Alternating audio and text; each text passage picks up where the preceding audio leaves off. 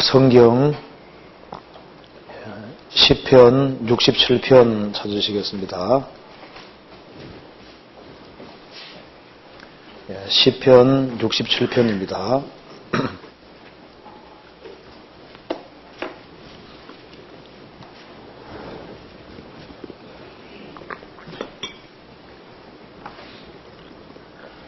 예, 1절부터 7절까지 제가 읽도록 하겠습니다.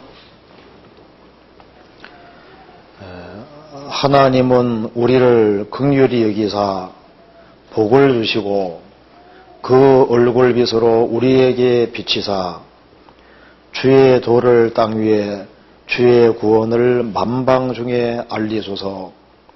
하나님이여 민족들로 주를 찬송케 하시며 모든 민족으로 주를 찬송케 하소서. 열방은 기쁘고 즐겁게 노래할지니 주는 민족들을 공평히 판단하시며 땅 위에 열방을 치리하실 것임이니이다. 하나님이여 민족들로 주를 찬송케 하시며 모든 민족으로 주를 찬송케 하소서. 땅이 그 소산을 내어도다. 하나님 곧 우리 하나님이 우리에게 복을 주시리로다. 하나님이 우리에게 복을 주시리니 땅의 모든 것이 하나님을 경외하리로다. 네, 거기까지입니다. 3절은 같이 한번 읽어보겠습니다. 하나님이여 민족들로 주를 찬송케 하시며 모든 민족으로 주를 찬송케 하소서. 네, 거기까지입니다. 오늘 방송 미디어 선교부들이 같이 한 자리에 같이 모였습니다. 제가 오늘 말씀은 모든 민족으로 주를 찬송케 하소서라는 이 제목으로 한번 말씀을 드려보도록 하겠습니다. 제가 이 말씀을 준비하고 난 이후에 그 책자 나눠준 거 있죠? 책자에 보니까 앞부분에 쭉 보면은 너무너무 정리를 잘 해놨습니다. 그래서 아예 그냥 설명할 필요 없이 그 앞부분만 쫙 읽으면은 이 방송 미디어 선교가 얼마나 중요한지를 아주 실감나게 잘 이해하도록 되기 때문에 그걸 참조하면은 크게 도움이 되리라고 생각을 합니다. 우리 시대는 세계적으로 복음이 전해지는 시대입니다. 이 마지막 추수기라고 할 수 있습니다. 우리 교회도 지금 세계 선교의 총동원회라고 하잖아요. 그래서 아주 이 짧은 시간 내에 갑자기 복음이 빨리빨리 전해지고 있습니다. 그래서 구원받을 만한 사람을 빨리 건지신다고 생각이 듭니다. 세계적으로 복음 전도되는 거와 발맞추어서 방송 미디어 선교가 점점 중요한 자리를 차지하고 있습니다. 그리고 이제 이 방송 미디어 선교가 중요하다는 것은 다른 많은 곳에서도 그것을 인식하는 것으로 생각이 듭니다. 그래서 사람을 곁길로 인도하는 역사가 있는가 하면은 사람을 주님 품으로 인도하는 귀한 역사도 있습니다. 시편 67편은 선교에 관한 본문이라고 할 수 있습니다.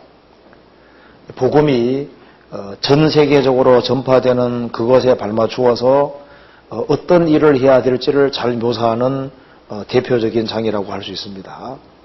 그리고 선교를 위해서 힘을 쓸 때 어떤 축복이 주어질지도 여기에 기록이 잘 되어 있습니다. 이 성경은 사람을 분류할 때 크게 네 부류의 사람으로 분류합니다. 이제 눈에 관해서 이렇게 말씀한다면 크게 네 부류로 분류할 수 있는데요. 아예 완전 소경이 있고, 그리고 멀리 보지 못하는, 보이기는 보이는데 근시도 있고, 눈이 약해지거나 병들어서 눈이 좀 잘못되어 있는, 보이긴 보이지만은 눈이 잘못돼서 흐리게 보이는 그런 종류의 눈도 있고, 또 멀리 보는 눈도 있다고 성경에 말씀하고 있습니다. 구원받지 아니한 모든 사람들은 성경에서 말씀하기를 영적인 소경이라고 했습니다. 구원 안 받은 모든 사람은 소경에 불과한 거예요. 그래서 신명기 18장에 말씀하기를 소경이 더듬는 것 같을 것이다. 소경은 전부 다 더듬어서 파악을 하고 이해를 합니다.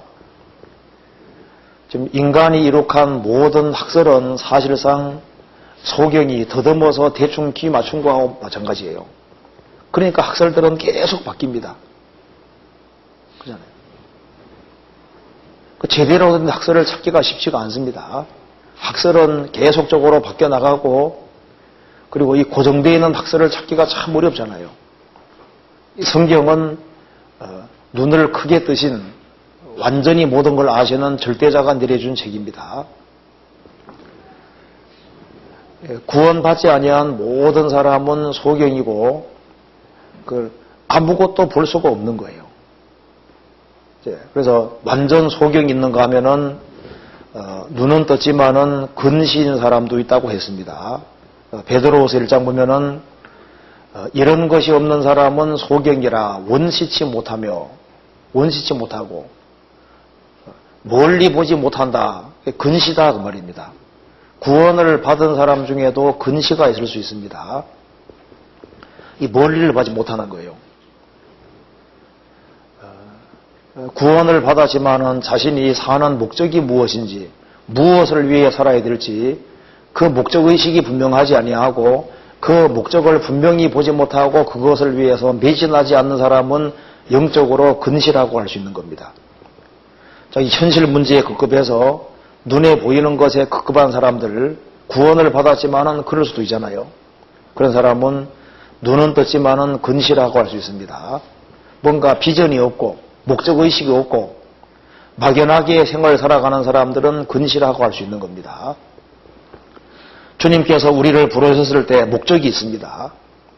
나를 왜 여기에 부르셨는지, 내가 왜 존재하는지, 무엇을 위해 살아야 되는지 그것을 분명히 아는 사람은 이제 그런 사람은 멀리 볼 수 있는 정상적인 사람이라고 할 수 있는데 가까운 것밖에 못 보는 그런 신앙생활 속에서도 근시가 있을 수 있는 겁니다. 그리고 라오디게아 교회에 대해서 말하면서 안약 사서 눈에 발라 보게 하라 그랬죠. 구원을 받아서도 눈이 나빠질 수도 있습니다. 눈이 병들 수도 있고 눈이 침침하게 되고 나중에는 눈이 너무 잘못되면은 그 상이 기울어져 보이기도 하고 이상하게 보이기도 합니다. 여러 개로 보이기도 하고.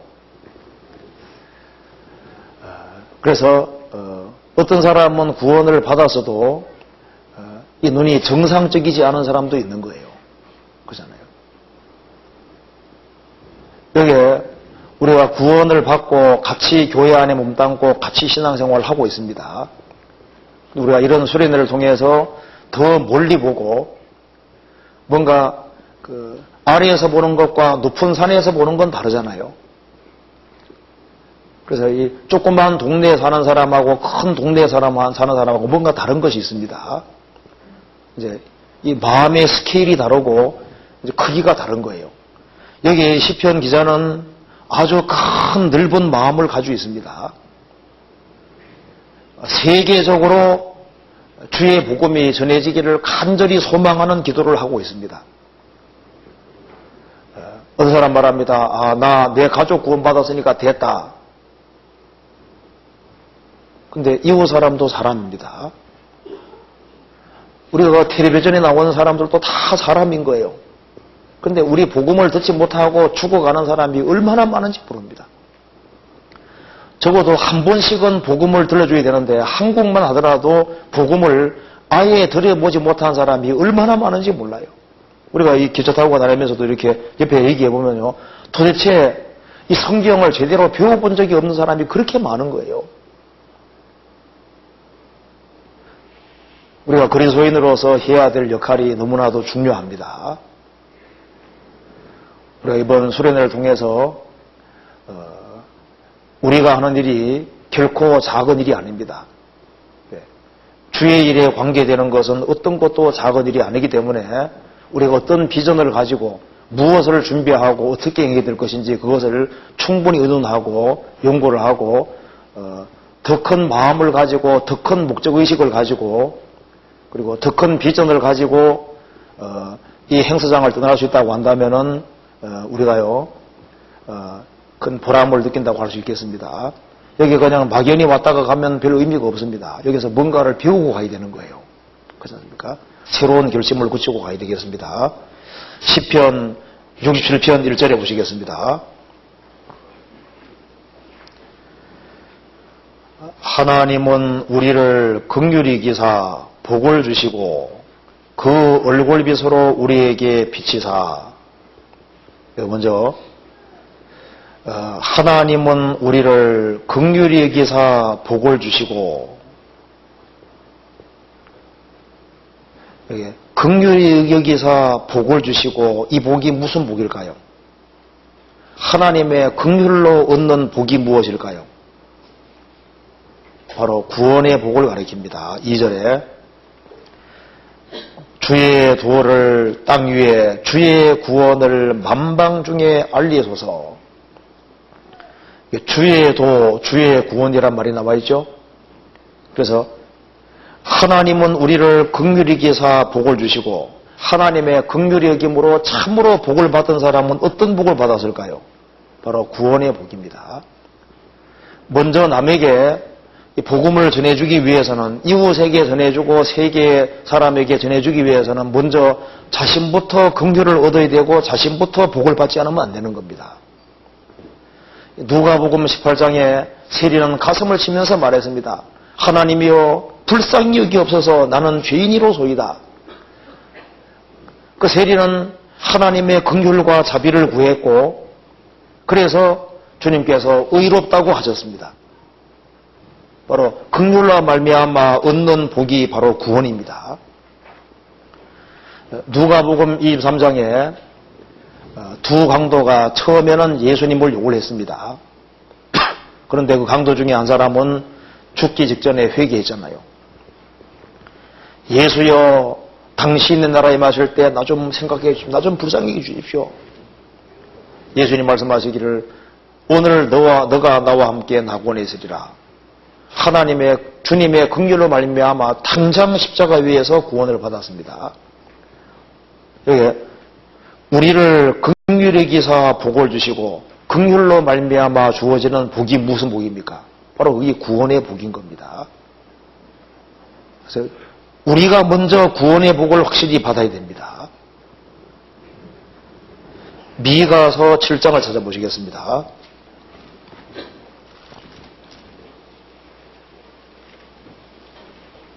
7장 19절.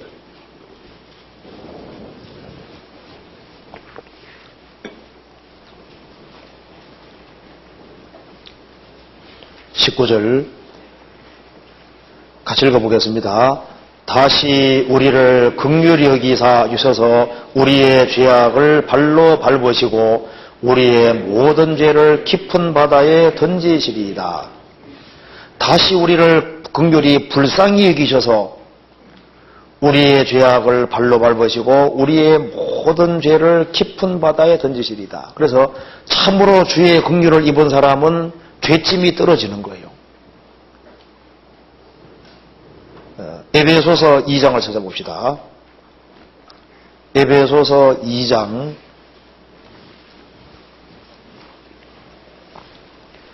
4절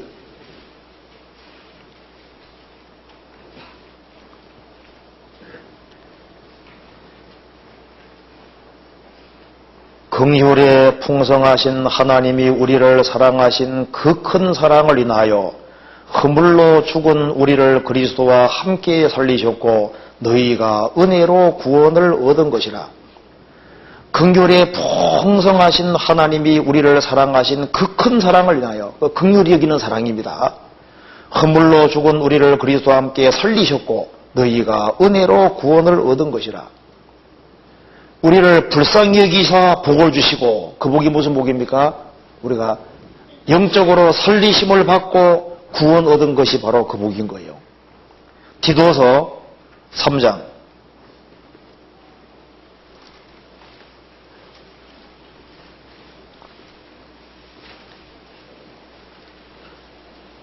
3장 5절입니다.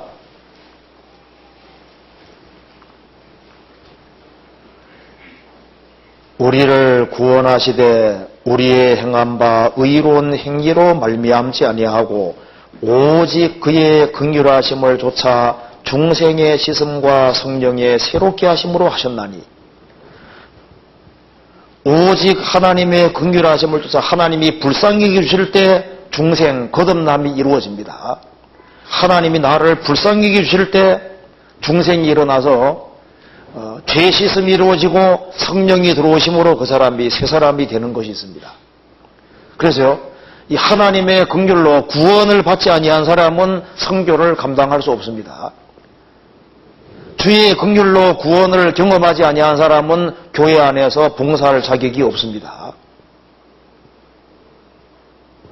그래서 주님의 긍휼로 말미암아 구원을 받은 것이 바로 이 진정한 복이라고 할 수 있는 거예요. 진정한 복입니다. 에베소서 1장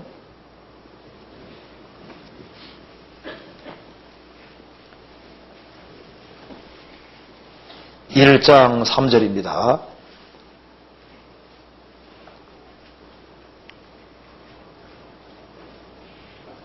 찬송하리로다. 하나님 곧 우리 주 예수 그리스도의 아버지께서 그리스도 안에서 하늘에 속한 모든 신령한 복으로 우리에게 복 주시되, 이 그리스도 안에서 하나님이 하늘에 속한 모든 신령한 복으로 우리에게 복 주신다. 무슨 복일까요? 5절에 그 기쁘신 뜻대로 우리를 예정하사 그리스도로 말미암아 예수 그리스도로 말미암아 자기 아들들이 되게 하셨으니, 아들이 되는 것이 그게 바로 진짜 복인 거예요. 7절에 우리가 그리스도 안에서 그의 은혜의 풍성함을 따라 그의 피로 말미암아 구속 곧 죄 사함을 받았으니, 죄 사함을 받은 것이 진짜 신령한 복인 거예요. 13절에 그 안에서 너희도 진리의 말씀 곧 너희의 구원의 복음을 듣고 그 안에서 또한 믿어 약속의 성령으로 인지심을 받았으니, 성령으로 인지심 받고 성령 받은 것이 정말 복인 겁니다. 진정한 복은 죄를 사함 받은 것이 진정한 복이고, 죄 사함을 받는 순간에 성령을 받은 것이 복이고, 그리고 성령 받는 그 순간에 하나님 아들들이 된 것이 진짜 복인 거예요. 사람의 행복에 대하여 다윗의 말한 바 그 불법을 사하심을 받고 그 죄를 가리우심을 받는 자는 복이 있고, 주께서 그 죄를 인정치 아니할 사람은 복이 또 다음과 같으니라. 로마 4장에 말한 대로 비록 죄를 지었지만은 죄를 가리움을 받고 너는 죄 없다 줄 사람은 정말 복이 있다고 했습니다. 성경 시편 다시 한번 봅시다. 67편에 67편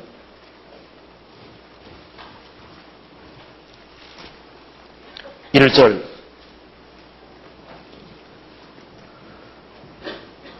하나님은 우리를 긍휼히 여기사 복을 주시고, 하나님 우리를 불쌍히 여기주실 때 우리가 진짜 하나님의 복을 받을 수 있는데, 여기는 하나님의 복을 받은 사람들이 같이 모였습니다. 그리고 그 얼굴빛으로 우리에게 비치사, 긍휼히 여기사 복을 주신다는 말씀과 얼굴빛으로 비친다 말은 동일한 말입니다. 이스라엘이 하나님을 등지고 죄 가운데 살아갈 때는 하나님께서 얼굴을 가린다고 말씀하셨습니다.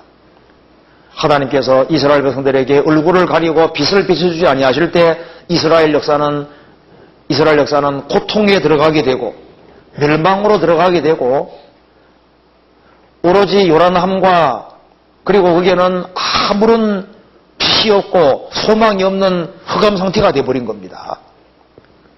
그래서 그 얼굴빛으로 우리에게 비치사, 주님이 얼굴을 가리실 때는 그 인생은 헤매는 인생이 되고 어둠에 떨어지게 되는 겁니다. 그런데 주님의 얼굴빛을 받은 사람은 인생이 달라지게 되는 겁니다. 그래서 우리가 구원을 받은 것은 주의 얼굴빛의 비침을 얻은 것입니다. 그래서 이 지구는 혼돈하고 공허했습니다. 혼돈하고 공허한 지구에 하나님께서 빛이 있으라 하심에 빛이 있었고, 빛이 비치면서 지구의 어둠이 물러가고 지구의 어떤 생명 역사가 시작이 되잖아요. 그처럼 예수 그리스도의 얼굴에 있는 하나님 영광하는 빛이 우리 마음속에 비춰질 때 우리 영혼이 환하게 밝아지고 우리의 구원이 확실하게 되고 우리 영혼 속에 은혜와 평강이 임하게 되는 겁니다. 그리고 갈 길이 밝아지고 하나님 말씀이 깨달아지고 인생관과 세계관이 분명하게 되는 거예요. 그래서 복을 받는다는 말을 바꿔 말하면은 주의 얼굴빛이 우리 영혼 속에 비춰지는 겁니다. 성경 고린도서 4장을 찾아보시겠습니다.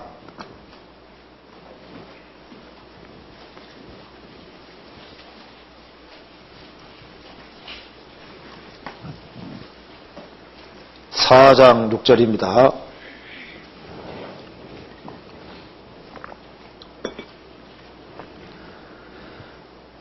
어두운 데서 빛이 비치리라 하시던 그 하나님께서 예수 그리스도의 얼굴에 있는 하나님의 영광을 아는 빛을 우리 마음에 비치셨느니라. 창세기 1장에 어두운 데서 빛이 비치리라 하시던 그 바로 하나님께서 예수 그리스도의 얼굴에 있는 하나님 영광을 아는 빛을 우리 마음에 비치셨느니라. 우리 마음에 비칠 때 우리도 주의 빛으로 말미암아 주의 영광을 볼 수 있게 되고 바로 십자가를 통해서 하나님의 영광을 볼 수 있게 된 겁니다. 구원을 받은 사람은 영혼에 햇빛이 비친 것이 되는 거예요. 그리고 구원받은 사람에게 주님께서 구원의 복과 더불어서 신앙생활에 필요한 복을 계속적으로 내려주십니다. 그래서 자기 아들을 아끼지 아니하시고 우리 모든 사람을 위하여 내어주신 이가 어찌 그 아들과 함께 모든 것을 우리에게 은사로 주지 아니하시겠느냐. 자기 독생자를 주신 하나님께서 우리 신앙생활에 필요한 모든 것을 거저 다 내려주시는 거예요. 생명과 경건에 속한 모든 것을 우리에게 주시는 겁니다. 우리 영혼에 빛을 비춰주시고 그리고 계속적으로 주님의 빛을 비춰주시는 겁니다. 우리는 계속적으로 주님의 복을 받아야 되고 계속적으로 주님의 빛을 받아야 될 사람인 겁니다. 그래야만 주의 복으로 주의 빛으로 우리가 힘있게 생활을 살아갈 수가 있게 되는 겁니다.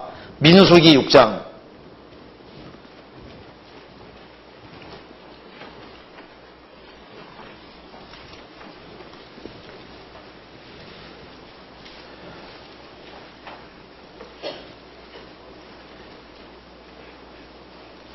24절입니다.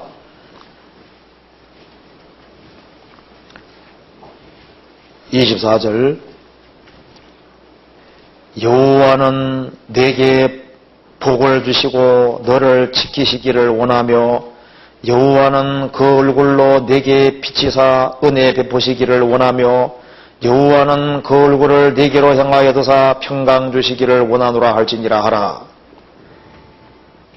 여호와는 내게 복을 주시고 너를 지키시기를 원하며 여호와는 그 얼굴로 내게 비치사 은혜 베푸시기를 원하며 여호와는 그 얼굴을 내게로 향하여 드사 평강 주시기 원하노라. 주님께서 함께 하시고 도와주실 때 주님께서 복을 주시고 지켜주시고 주님께서 은혜를 주시고 평강을 실제로 주시는 겁니다. 그래서 주님께서 얼굴을 들어 비추실 때 우리 갈 길이 밝아지는 겁니다. 그리고 하나님 말씀이 영혼에 깨달아지고 영혼이 밝아지기 때문에 세계관과 인생관이 아주 확실하게 되는 거예요. 우리가 이 성경을 깨달아가는 것도 주님의 도우심이 아니면 깨달아갈 수 없는 겁니다. 이건 인간 머리로 깨달을 수 있는 책이 아닌 겁니다. 시편 119편 보시겠습니다.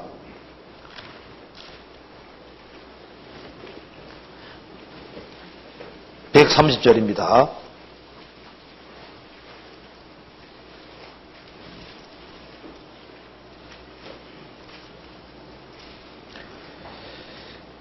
주의 119편 130절입니다. 주의 말씀을 열무로 우둔한 자에게 비치어 깨닫게 하나이다. 135절 같이 읽어보겠습니다. 주의 얼굴로 주의 종에게 비치시고 주의 율례로 나를 가르치소서. 주의 얼굴을 들어서 주의 종에게 빚으실 때 주의 말씀에 가르침을 받고 이 말씀이 열어지고 말씀이 깨달아지게 되는 겁니다. 그리고 주님께서 얼굴빛을 비추실 때 그 영혼은 힘이 있고 활력이 있고 주님과 교통이 되니까 아주 힘있는 생활을 살 수 있게 되는 겁니다. 그리고 주님께서 얼굴을 들어 비춰주실 때 자기의 연약함을 알게 되는 겁니다. 우리의 참모습을 알게 되는 겁니다.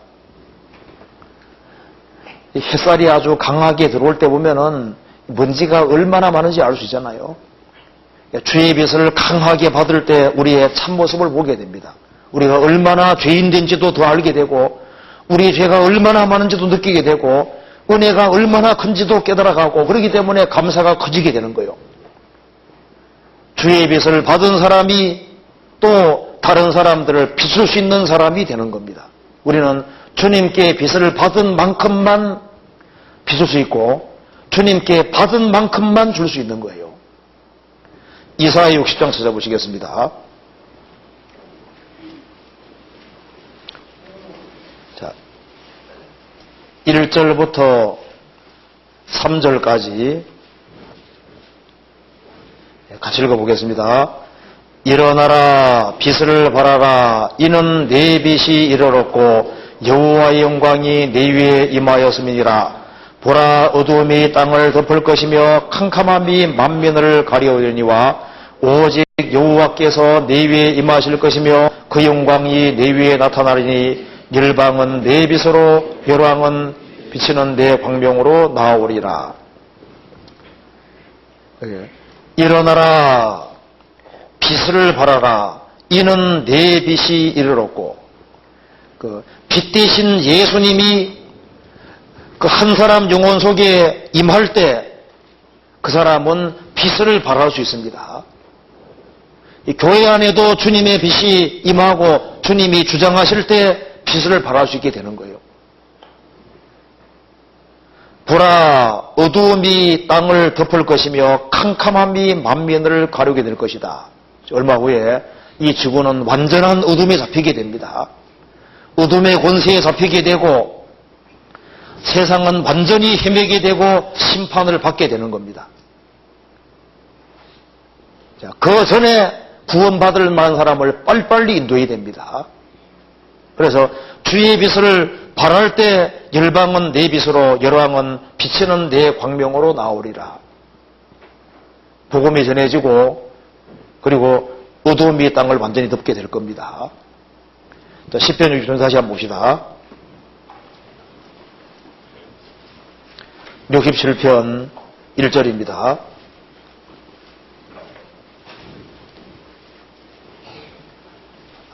하나님은 우리를 긍휼히 여기사 복을 주시고 하나님 우리를 불쌍히 여기사 복을 주실 때 우리에게는 죄 사함이 이루어지고 우리에게 성령이 오시고 우리가 하나님의 아들이 되는 겁니다. 그리고 주님께서 얼굴 들어 비추실 때 우리 영혼이 환하게 되고 우리의 소망이 확실하게 되고 우리 인생관과 세계관이 확실하게 되고 무엇을 위해 살아야 될 것인지 목적의식이 분명하게 되는 겁니다. 2절 주의 도를 땅 위에 주의 구원을 만방 중에 알리소서. 주님이 긍휼히 계실 때 주의 얼굴빛을 비추실 때 비로소 우리는 주의 도를 참으로 깨닫게 되는 겁니다. 주의 도가 주의 법도입니다. 주의 말씀을 확실히 깨닫게 되는 거예요. 주님이 불쌍히 여기실 때 주의 빛을 비추실 때 우리는 우리의 죄인됨을 확실히 깨달았습니다. 그리고 복음의 중요성을 깨닫고 그리스도가 모든 소망의 원천인 것도 깨닫고 그리고 이 교회의 중요성도 깨닫고 또 선교하는 것의 중요성도 깨닫게 되는 거예요. 이 성경의 도리가 깨달아지는 겁니다. 그리고 주의 구원의 도리를 확실히 깨닫게 되는 거예요. 그래서 주님이 불쌍히 여겨주시고 얼굴빛을 비춰주지 아니하시면은 주의 구원의 도리를 깨달을 수 없는 겁니다. 어느 사람은 수십 년 성경 배워도 못 깨닫잖아요. 이 거듭나는 진리, 천국 가는 이 확실한 도리, 이것은 인간 머리로 깨달을 수 있는 것이 아닙니다. 그것을 참으로 깨달은 사람이 다른 사람에게 전해줄 수 있는 거예요. 그래서 주의 도를 땅 위에 주의 구원을 만방 중에 알리소서, 이런 간절한 소원을 갖게 되는 겁니다. 이 구원을 경험한 자가 아니면은 이 구원을 자기 주변 사람들에게 전해주고 싶고, 그리고 만방 중에 우리가 접촉하는 모든 사람에게 전해주고자 하는 그 간절한 소원이 있을 수가 없는 거예요. 시편 기자는 그런 아주 간절한 소원을 가지고 있습니다.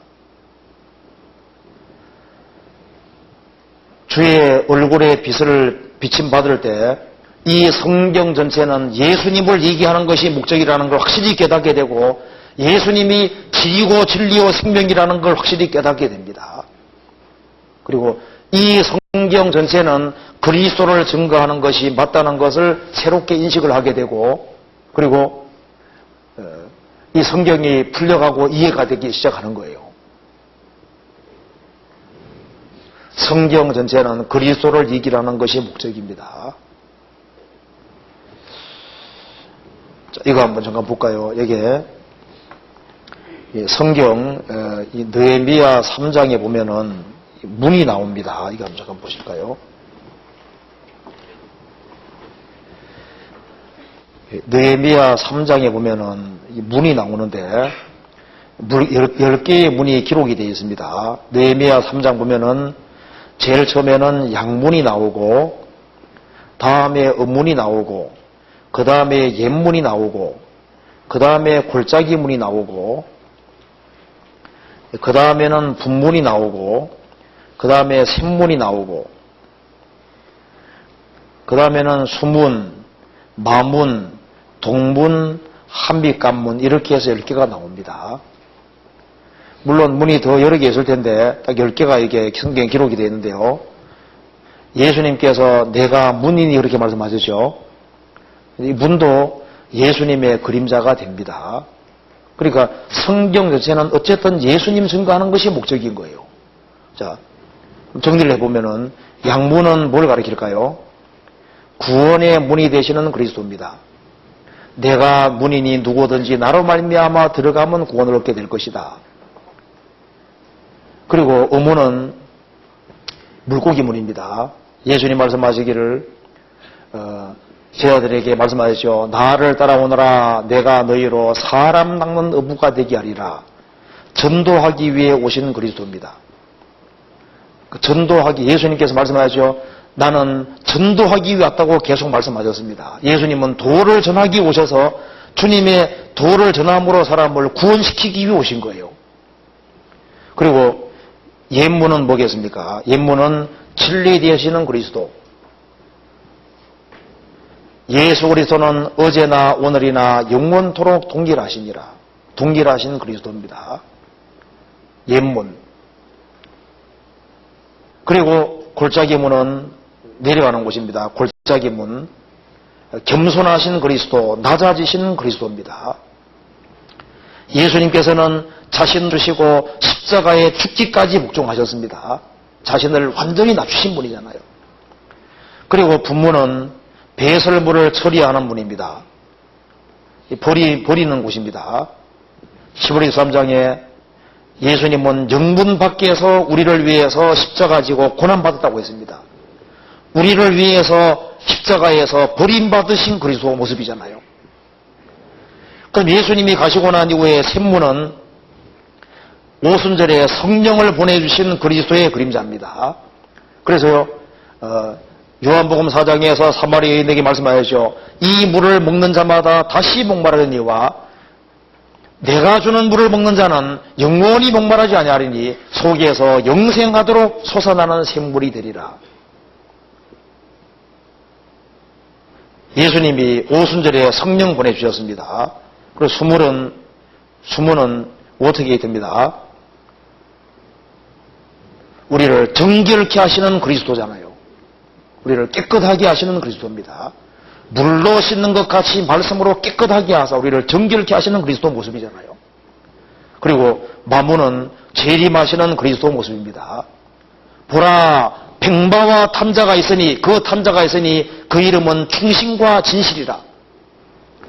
그리스도가 공의로 싸웁니다. 계시록 19장 예수님 병마 타고 오시잖아요. 그리고 동문은 이스트게이트입니다.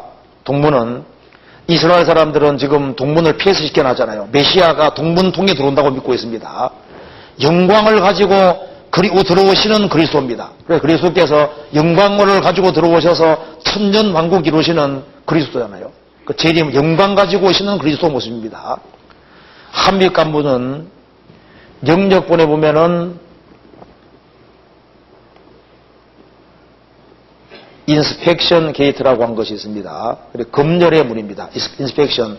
이는 소개란 말이고 스펙은 본다는 얘기죠. 속을 들여다본다 그 말입니다. 인스펙션. 검열의 문입니다. 주님이 재림하시면은 구원 안 받은 사람은 몽땅 불러서 어떻게 합니까? 행한 대로 심판해서 그냥 지옥에 집어넣잖아요. 구원 받은 사람들도 그리스도인의 심판대 앞에 서야 됩니다. 그러니까 이 문만 생각하더라도 이것은 성령의 감동으로 된 것이 맞다 그 말입니다.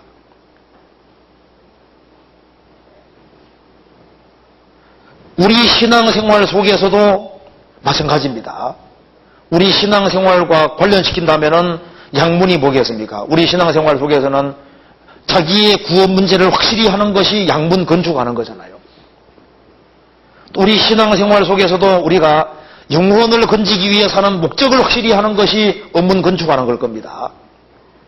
옛문 건축하는 것은 뭘까요? 너희는 처음부터 들은 것을 너희 안에 거하게 하라. 처음부터 들은 것이 너희 안에 있으면 너희가 아들이 아무과 아버지 안에 거하리라. 시작할 때 확실한 것을 끝까지 견고히 잡으면 그리스도와 함께 참여하는 자가 되리라. 구원받을 때 처음 신앙, 그 열렬한 신앙, 간절한 신앙이 없어집니다.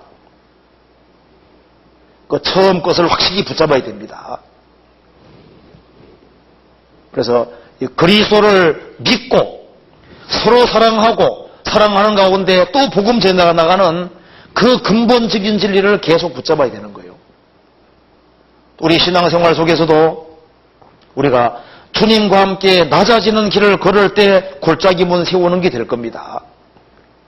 또 우리가 주님이 고난받으신 것처럼 십자가를 지고 영문 밖에서 같이 고난받는 길을 택할 때 우리가 또 분문을 건축하는 것이 될 거 아니에요. 주님은 성령을 보내주셨습니다. 구원받은 사람은 성령을 받고 성령의 인도를 받아야 됩니다. 그리고 우리는 주님의 말씀으로 또 교제 가운데서 우리를 깨끗하게 하신 주님을 접촉하는 가운데 계속적으로 깨끗함 받아야 되는 거예요. 그리고 우리가 재림하시는 그리스도를 바라고 그리고 열렬히 주님의 재림을 사모하면서 정말 복음을 위해서 용감하게 살아야 됩니다. 왜냐하면 그리스도인의 심판대가 있거든요. 어떻게 됐든 간에 이 성경이 하나님의 말씀이고 이 성경 전체는 그리스도를 증거하는 것이 확실합니다. 그래서 예수님의 초림을 믿고 예수님의 재림을 믿고 오순절에 성령이 오셨고 성령이 내 속에 들어오셨고 우리 가운데 성령이 역사하는 것을 확실하게 믿고 이걸 확신하는 사람은 이 그리스도를 전해주기를 간절히 소원하게 되고 그래서 자기만 믿을 뿐 아니라 이 복음이 전 세계에 전해지기를 간절히 원하게 되는 겁니다. 그래서 2절에 주의 도를 땅 위에 주의 구원을 만방 중에 알리소서. 오순절에 성령이 강림해서 120명이 구원을 받았습니다. 그들은 복음을 깨우치고 난 이후에 정말 서로 사랑했습니다. 그리고 그 당대 로마까지 힘있게 복음이 전해졌습니다. 우리나라에도 복음이 들어왔고 실제로 주의 긍휼로 말미암아 구원을 받고 영혼의 비침을 받은 사람들이 이 복음을 깨닫고 난 이후에 이 복음을 전하기 위해서 노력해 왔습니다. 그래서 이것이 한국 땅뿐 아니라 세계적으로 지금 알려지고 있는 겁니다. 그 알리는 방법이 뭘까요? 알리는 수단과 방법이 책자를 통해서 선교사를 통해서도 전도가 되잖아요. 그리고 우리의 착한 행실을 통해서도 전도가 될 수 있습니다. 그리고 우리가 또 이 방송과 미디어를 통해서도 또 알립니다. 세계의 사람들이 주의 복음을 알게 되는 길이 무엇일까요? 그게 우리 교회 안에 많은 부서가 다 쓰임받고 있습니다. 그 중에 한 부서 미디어 선교가 그 일을 담당하고 있는 것이 틀림없습니다. 주님께서 주의 행사를 우리에게 알게 해주셨고, 그 주님의 행사를 깨달은 사람은 이 주님의 역사를 전 세계에 알리기를 간절히 소원하고 기도하게 되는 겁니다. 그래서 만방중에 알리소서. 그래서 그 복음을 깨우친 사람들은 또 주님을 찬송하게 되는 겁니다. 3절에 하나님이여 민족들로 주를 찬송케 하시며 모든 민족으로 주를 찬송케 하소서. 이 복음을 알림으로써, 이 복음이 전해짐으로써 구속받은 자는 주를 찬송하게 되는 겁니다. 우리 교회의 전도로 말미암아 몽골에 있는 민족들, 소망 없는 민족이 소망을 가지게 되잖아요. 한국의 많은 선교사 가정이 자기 육신적인 인생을 포기하고 거기에다가 인생을 투자하고 있습니다. 그래서 이 몽골 사람들이 주님의 복음을 알게 되고 주의 역사를 깨닫게 되고 주님을 찬송하는 일이 벌어집니다. 우리가 그 인도, 동남아, 러시아, 우크라이나, 그 다음에 저 스페인 쪽, 유럽 쪽, 그 다음에 남미 쪽 복음이 활발하게 들어가고 있습니다. 복음이 알려질 때 그 복음을 깨우친 사람들이 주를 찬송케 되는 겁니다.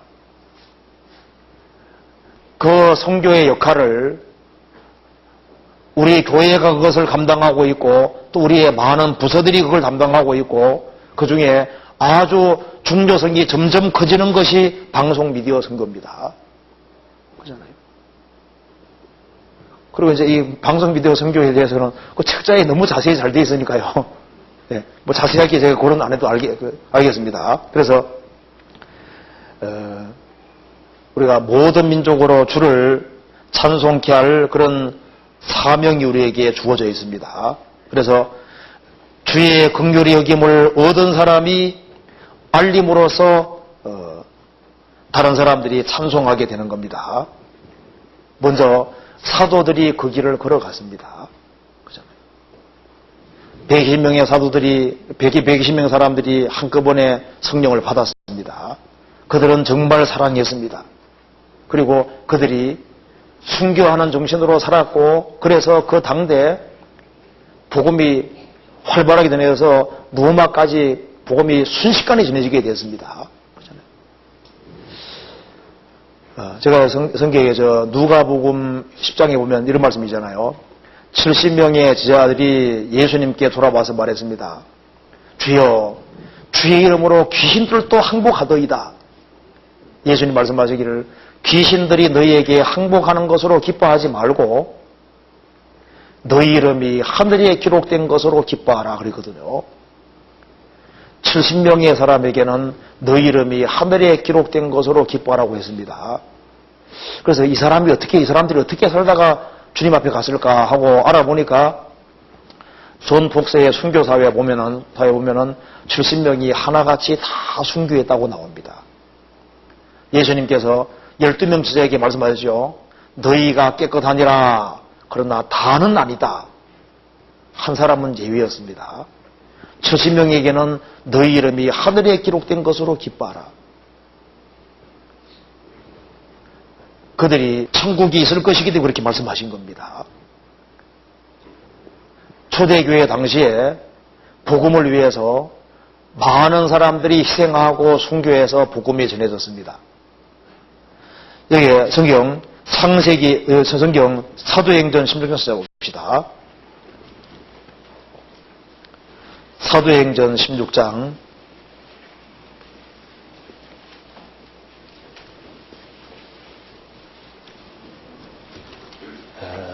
16장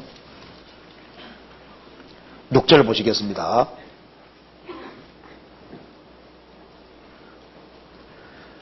성령이 아시아에서 말씀을 전하지 못하게 하시거늘 부르기아와 갈라디아 땅으로 다녀가 무시아 앞에 이르러 비두니아로 가고자 했으되 예수의 영이 허락지 아니하는지라. 무시아를 지나 드로아로 내려갔는데 밤에 환상이 바울에게 보이니 마케도니아 사람 하나가 와서 그에게 청하여 가로되 마케도니아로 건너와서 우리를 도우라 하거늘 바울이 이 환상을 본 후에 우리가 곧 마케도니아를 떠나기를 힘쓰니 이는 하나님이 저 사람들에게 복음을 전하라고 우리를 부르신 줄로 인정하미로라. 저는 참 이 말씀이 참 궁금했습니다. 왜 하나님께서 전도할 때 동양부터 전하지 왜 여기에 아시아 쪽으로 가지 말고 서양 쪽으로 먼저 가게 하셨을까? 참 궁금했었는데요. 나중에 좀 이해가 됐습니다. 기원전 268년부터 232년까지 그 인도의 그 마우리아 왕조라는 그 마우리아라고 하는 그 나라에 있었던 거 아시죠? 그때 그 아소카 왕이 인도를 다스리고 있었는데요. 이 왕이 불교 전파에 굉장히 극성이었습니다. 그래서 책에 보면은 이 사람이 그 시리아, 이집트, 마케도니아, 북아프리카 이런 지역에 불교를 포교하기 위해서 그렇게 노력을 했는데 이 서방 국가들은 그 불교에 대해서 별 흥미를 못 느끼고 있었습니다. 그래서 이 서쪽으로는 불교가 전파되는데 거의 효과가 없었기 때문에 적극적으로 공세를 아시아 쪽으로 펼치게 된 겁니다. 그 아소카 왕이 이쪽에 서방 쪽으로 전도하기 위해서 사신도 보내고 그 불교의 취지를 설명하고 서구에 전하라고 했는데 그게 잘 안 됐던 거예요. 안 되고 불교를 동쪽에 전하니까 이게 잘 먹혀 들어가는 거예요. 그래서 포교 활동을 바꾸어서 아시아 쪽으로 다 밀고 들어갔습니다. 그래서 이 중국하고 동남아시아 그 다음에 여러 나라에 다 들어와서 한국도 1세기 되면 어떻게 됩니까? 한국도 다 이제 불교들을 잘 받아들였거든요. 주님께서 일단 동쪽으로 먼저 가지 말고 서쪽으로 먼저 가라고 주님 말씀하셨습니다. 그래서 이 서쪽으로 복음이 전해지는 것이 주님의 뜻이었던 것 같아요. 그래서 먼저 이 로마가 전도가 되고 그 다음에 유럽이 전도가 되고 그 다음에 미국이 전도가 되고 그 다음에 한국으로 넘어가고 이렇게 쭉쭉 이제 서쪽으로 삥 돌고 있잖아요. 돌아서 이 전 세계에 전파되는 겁니다. 이거 한번 잠깐 볼까요? 여기에 이제 이 사람이 이건 몰라도 되는데 여기에 이 사람이 아소카 왕입니다. 이 사람이 이제 불교를 전파하는데 아주 그리 극성이었던 사람입니다. 아소카 왕. 재위 기간 동안에 인도 전역에 84,000개 그 탑을 세우며 불교를 적극적으로 옹호하고 퍼뜨려 가지고요. 그래서 이 사람 때문에 이제 동양권에 다 불교를 받아들이게 된 거예요. 주님께서는 일단 동양은 일단은 두 번째고 먼저 서양부터 먼저 가라고 말씀하셨습니다. 그래서 복음이 서쪽으로 전해지기 시작해서 계속적으로 복음이 전해졌잖아요. 그래서 초대교회 당시에 아주 활발하게 복음이 전해졌습니다. 그리고 이제 AD 5세기에 그 사람 중에 이 사람 알 겁니다. 페트리카라는 사람이 있는데 AD 5세기 사람입니다. 이 사람이 영국의 부유한 귀족의 아들이었습니다. 지주의 아들이었는데 이 아일랜드 사람들은 이제 영국을 자주 공격했습니다. 이 아일랜드 사람은 이 드루이드 교도가 많았고요. 그래서 이제 사람을 산채로 귀신 잡아가시는 겁니다. 그런 일도 많이 했고 사람을 잡으면은 거의 머리를 쳐 죽였거든요. 머리를 이게 두개골을 깨서 죽였거든요. 포로 같은 거 잡아오면 다 머리를 깨 죽이는 겁니다. 그러니까 아주 잔인한 사람들이었던 거예요. 아일랜드 사람들이. 그런데 이 페트리카라는 사람이 이제 붙잡혀서 아일랜드 어떤 족장에게 팔려가서 양치는 양치기가 돼서 굶주림과 추위 그런 비바람을 맞으면서 거시되면서 6년 동안 고통을 받았습니다. 그런데 6년이 지나서 이 사람이 아주 극적으로 아일랜드 타초에서 자기 아버지 품에 안기게 됐습니다. 그런데 그 6년 동안 아일랜드에 살면서 신앙심이 크게 길러진 겁니다. 이 아일랜드 사람이 너무 불쌍한 거예요. 나를 잡아갖고 나를 이렇게 괴롭게 했지만은 너무 불쌍한 생각이 들어서요. 이 사람이 철저하게 아일랜드를 전도하기 위해서 계획을 세우고 12년 동안 공부를 했습니다. 이 사람 전도하려고. 철저하게 훈련해서 432년에 선교사 자격으로 아일랜드에 파송됐습니다. 그래서 이 사람이 AD 461년 죽을 때까지 이 아일랜드에 복음을 전해서 그 사람이 죽을 때쯤 됐을 때는요, 아일랜드 사람들이 거의 다 예수 믿는 사람으로 바뀐 겁니다. 그 한 사람이 그리 큰 거예요. 그래서 로마가 멸망했을 때 크리스찬들이 다 아일랜드로 도망갔잖아요. 그래서 거기가 복음의 등불이 비치고 그래서 복음이 면면하게 이어져 왔던 겁니다. 이 복음을 전하기 위해서 수고한 사람들이 많이 있습니다.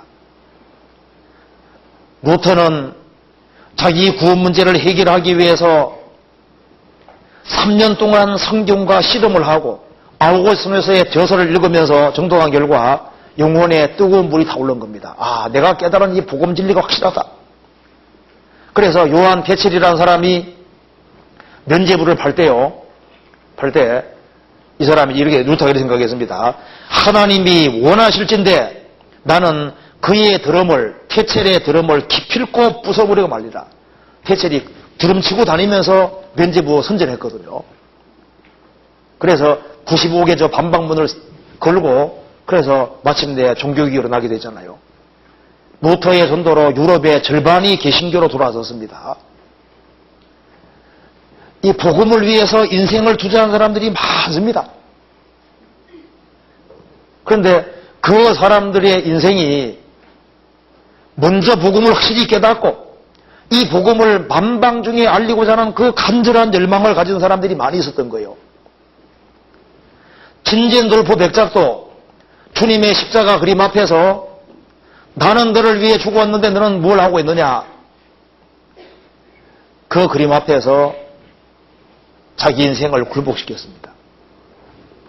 그래서 그 사람은 살아생전에 선교사를 엄청나게 파송했습니다.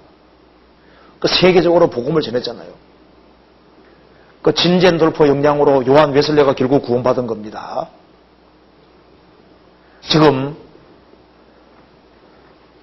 우리 교회도 그와 같은 일을 지금 하고 있는 거예요. 지금 교회사 속에 나오는 그 사람들이 선교한 것과 동일한 그 선교를 우리가 지금 하고 있는 겁니다.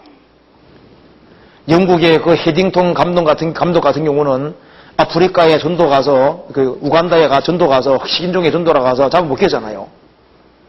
잡아먹히니까 그 아들들 둘이 다시 선교 훈련 받아서 자기 아버지 잡아먹은 동네에 또 들어갔습니다. 들어갔는데 이 아프리카 사람들이 그 우간다 사람 마음이 바뀌어 있는 거예요. 나중에 그 사람들을 예수 믿게 하고 나중에 보니까 이 우간다 사람들이 사람들을 많이 잡아먹어 봤는데 이 헤딩턴 감독은 좀 다르더라 그 말입니다. 다른 사람 잡아먹힐 때 안 죽을라 발버둥을 치는데 이 헤딩턴 감독은 그냥 날 잡아주시오 하면서요. 그 나라 말을 배워가지고 가서 예수님은 원수를 사랑하라고 말씀하셨습니다. 그 말만 계속하면서 순순히 먹겠다 그 말입니다. 예수님은 원수를 사랑하라고 하셨습니다. 그래서 우간다 사람이 식인종으로서 그걸 그렇게 많이 잡아먹어 봤는데 이런 사람이 없었거든요. 그럼 난데없이 또 백인이 또 나타난 겁니다. 그래서요 나중에 그것이 우리 아버지였다고 다 밝히고 했거든요. 그래서 그 식인종들도 주님 품으로 인도되고 이제 그런 일을 계속 하는 거예요. 지금 우리도요, 한국의 우리 전도인들도 보면은 정말 자기 모든 걸 다 버리고 복음 위에 희생하는 사람들 있죠? 그런 사람들이 그 옛날에 했던 것과 동일한 일을 하고 있는 겁니다. 그렇잖아요. 근데 우리도 그와 같은 일을 하고 있는 거라고 할 수 있는 겁니다. 우리도 작지만은 그 선교에 동참하고 하고 있는 거라고 할 수 있는 거예요. 자, 성경 다시 한번 봅시다.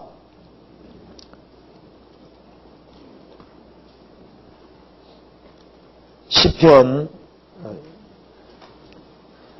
67편 다시 봅시다.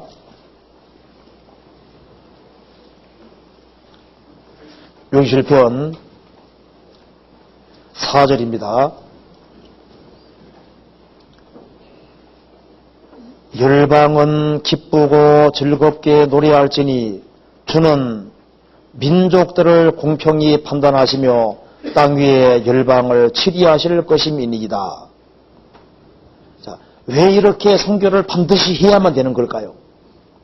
왜 우리가 영혼을 건지는데 왜 힘을 쓰고 그리고 모든 것을 총동원해서 우리가 복음을 위해서 열심히 해야 될까요? 그 이유는 4절에 말한 대로 열방은 기쁘고 즐겁게 노래할지니 주는 민족들을 공평히 판단하시며 땅 위 열방을 치리하실 것임이니이다. 주님께서 반드시 재림하시기 때문에 그런 겁니다. 주께서 민족들을 공평히 판단하시며 땅 위의 열방을 치리하실 것이다. 주님이 이 세상을 지배하기 위해서 반드시 오시기 때문입니다. 그래서 복음을 전해서 민족들이 주를 찬송하게 되지 아니하면은 나머지 사람은 어떻게 되는 겁니까? 다 주님의 진노의 잔을 받게 될 것이기 때문에 그런 거예요. 우리가 전도를 하지 아니하면은 그 사람들은 전부 다 심판의 대상이 될 수밖에 없는 겁니다. 이 복음의 잔을 받지 아니하면은 심판의 잔을 받을 수밖에 없기 때문인 거예요. 그렇기 때문에 주님의 재림을 명백히 보고 주님의 재림을 확실하게 믿고 있기 때문에 우리는 열심을 다해서 복음을 전하는 것이 되는 겁니다. 그리고 우리 교회에 지금 딱 맞는 말이 이 말이라고 할 수 있습니다. 성경 찾아봅시다. 고린도전서 16장 봅시다.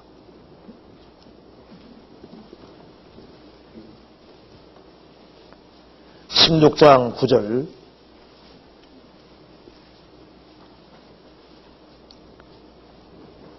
9절 같이 읽어보겠습니다. 내게 광대하고 공효를 이루는 문이 열리고 대적하는 자가 많음이니라. 바울 사도가 에베소에 유했습니다. 왜냐하면 광대하고 공효를 이루는 문이 열리고 복음의 문이 아주 활짝 열려서 에베소에 많은 사람들이 구원받게 되었습니다. 그런데 대적하는 자가 많았지만 동시에 복음은 아주 힘있게 전해지게 됐습니다. 우리의 대적이 많지만은 지금 주님께서 광대하고 공효, 효과 이루는 문을, 전도의 문을 열어주셨습니다. 열어주셔서 활발하게 복음이 전해지게 되는 겁니다.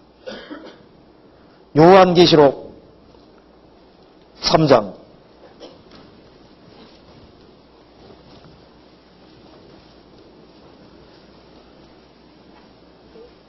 7절, 8절. 자, 8절을 한번 같이 읽어봅시다. 볼지어다 내가 내 앞에 열린 문을 두어서되 능히 닫을 사람이 없으리라. 내가 내 행위를 아노니 내가 적은 능력을 가지고도 내 말을 지키며 내 이름을 배반치 아니하여도다. 여기 볼지어다 내가 내 앞에 열린 문을 두어서되 능히 닫을 사람이 없으리라. 주님께서 신비하게도 지금 국내뿐 아니라 해외에도 자꾸 문을 열어주고 있습니다. 우리의 도움을 구하는 손길들이 계속적으로 많아지고 있습니다. 주님께서 필라델비아 교회에게 열린 문을 두신 것처럼 우리 교회에도 주님께서 열린 문을 두셨습니다. 성경 시편 61편 다시 한번 봅시다. 61편에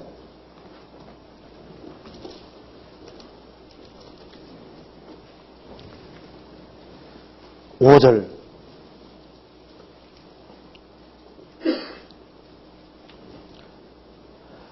하나님이여 민족들로 주를 찬송케 하시며 모든 민족으로 주를 찬송케 하소서. 주님이 이제 세상을 판단하기 위해서 오실 겁니다. 주님 반드시 오실 것이기 때문에 주님이 오시기 전에 하나님이여 민족들로 주를 찬송케 하시며 모든 민족으로 주를 찬송케 하소서. 이것은 모든 민족에게 복음 전해져야만 가능한 일인 겁니다. 6절에 같이 읽어보겠습니다. 땅이 그 소산을 내어도다. 하나님이 곧 하나님이 우리에게 복을 주시리로다. 여기 보면은 땅이 그 소산을 내어도다. 하나님 곧 하나님이 우리에게 복을 주시리로다. 여기 땅이 그 소산을 내어두다고 했습니다. 2절의 기도가 응답이 되는 겁니다. 주의 도를 땅 위에 주의 구원을 만방 중에 알리소서. 그렇게 간절한 소원의 기도를 드리고 그리고 땅이 그 소산을 내어도다. 이게 어떻게 가능할까요? 기도하실 뿐 아니라 뭐 한 겁니까? 씨를 뿌린 거예요. 그래서 먼저 구원을 받고 그리고 이 복음이 전해지기를 간절히 소원하는 사람들이 간절히 기도하면서 그리고 열심으로 씨를 뿌린 결과 땅이 그 소산을 내어도다. 그래서 기도하면서 씨를 뿌리는 사람이 있을 때 시간 지나가면 그 씨가 소산을 내고 결과를 내는 겁니다. 지금 땅이 소산을 내어두다. 이걸 아주 실감합니다. 어느 지역에 해외라도 어느 지역에 참 어떤 사람이 구원을 받았습니다. 구원받고 정말 복음이 전해지기를 간절히 소원하면서 열심을 다해서 씨를 뿌립니다. 그럼 얼마 시간 지나가면은 소산을 내서 거기에 교회가 세워지고 거기가 기초가 돼서 또 복음이 활발하게 전해지게 되는 겁니다. 여기 어떻게 해서 소산 내는 것이 가능할까요? 열심으로 씨를 뿌렸기 때문에 소산을 내는 겁니다. 여기 세계적으로 복음 전해지는 그 모든 바탕에 문서 선교를 위해 힘쓰는 사람들, 미디어 선교를 위해 힘쓰는 사람들, 또 이 교회 전체적으로 수고하는 그 사람들이 다 각자 위치에서 최선 다해서 씨를 뿌린 결과 때문에 지금 복음이 활발하게 전해지고 세계적으로 복음 전해지는 걸 우리가 경험하게 되는 겁니다. 시편 126편 보시겠습니다.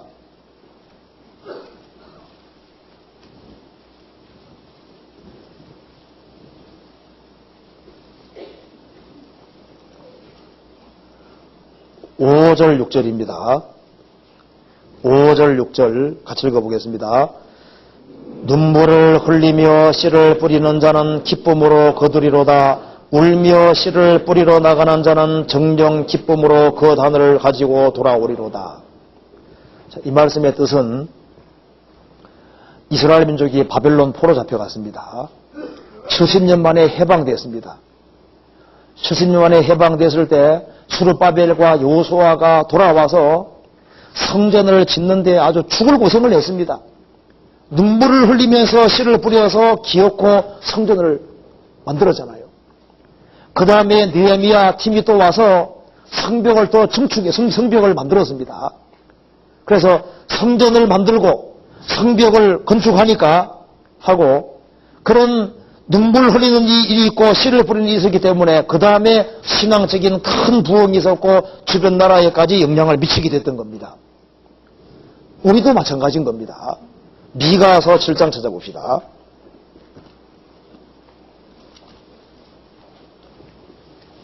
(7장) 11절입니다.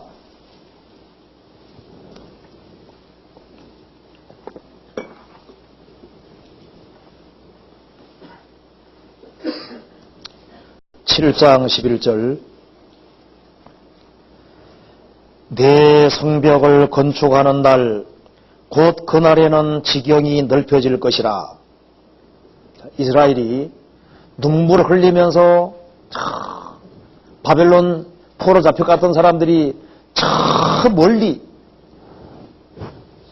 예루살렘까지 오는데 성경에 보면 한 120일 걸린다고 되어 있잖아요. 120일 걸려서 와서 거기에서 눈물을 흘리면서 성전을 세우고, 그 다음에 느헤미야 팀이 와서 또 성벽을 건축하고, 그 다음에 에스라가 와서 이스라엘 신앙을 부흥시켰잖아요. 그래서 내 성벽을 건축하는 날, 곧 그날에는 지경이 넓혀질 것이라. 그날에는 아수르에서 애굽 성읍들에게까지, 애굽에서 하수까지, 이 바다에서 저 바다까지, 이 산에 저 산까지의 사람들이 내게로 돌아올 것이나, 많은 사람들이 회개하고 돌아오는 역사가 나타나게 되었습니다. 17절,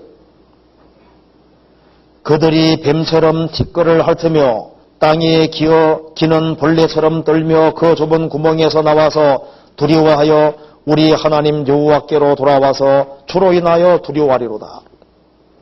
그래서 주님께서 강력히 역사하실 때 좁은 구멍에 있는 벌레들이 기어나오는 것처럼 어두움 속에 살기를 고집하던 사람들이 기어나와서 회개하고 구원받는 역사가 나타나는 겁니다. 그래서 이 눈물을 흘리며 씨를 뿌리는 일이 있을 때 이런 결실이 있었던 것처럼 초대교회 성도들도 눈물을 흘리면서 씨를 뿌리고 헌신했기 때문에 복음 전해졌습니다. 지금도 우리 가운데 왜 성교가 결실을 맺고 있습니까? 왜 희생과 수고가 결실을 맺고 있을까요? 거기에는 눈물을 흘리며 씨를 뿌리는 사람이 있기 때문입니다. 이 겨자씨가 나무가 되잖아요.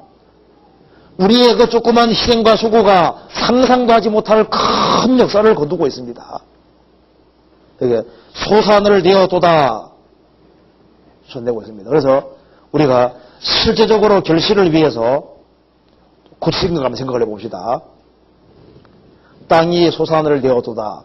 소산 내는 김에 더 많이 내면 좋을 거 아니에요? 똑같이 씨를 뿌렸는데 어떤 밭은 아주 농사가 잘 되는 경우도 있습니다.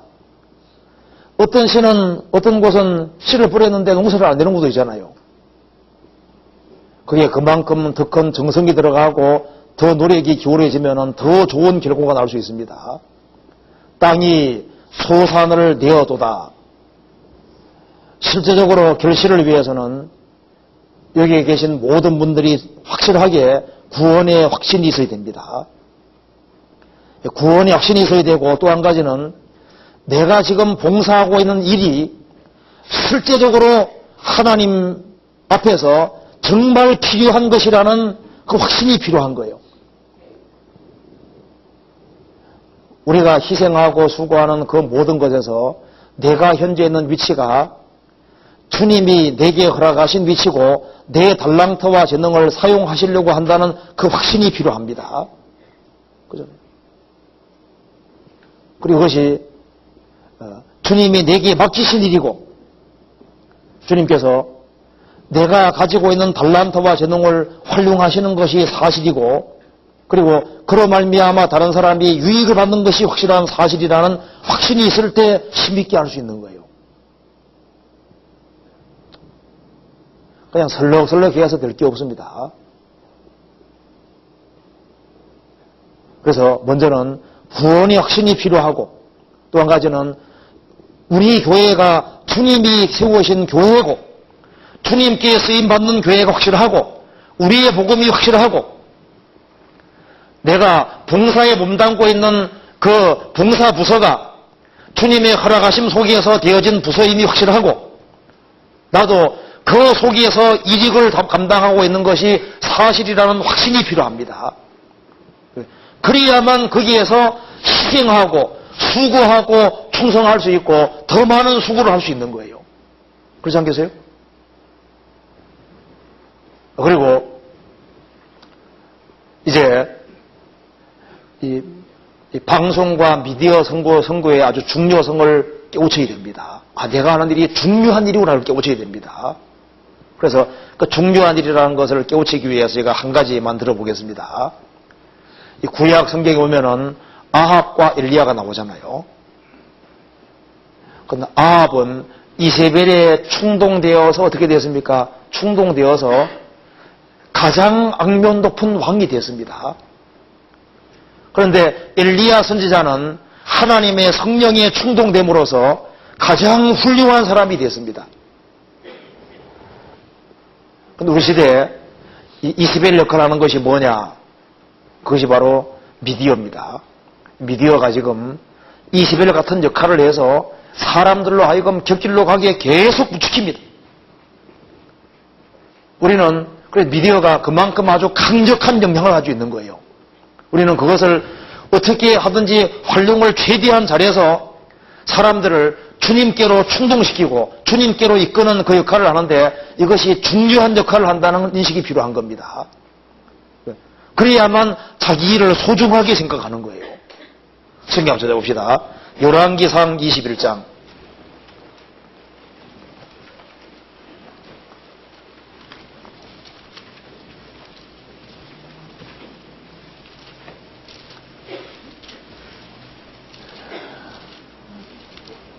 (21장) 20절입니다.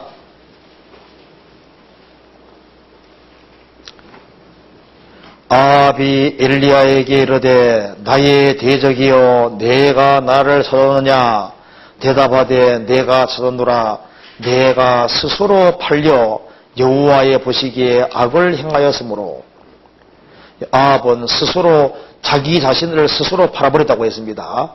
한번 넘겨봅시다. 25절 같이 읽겠습니다.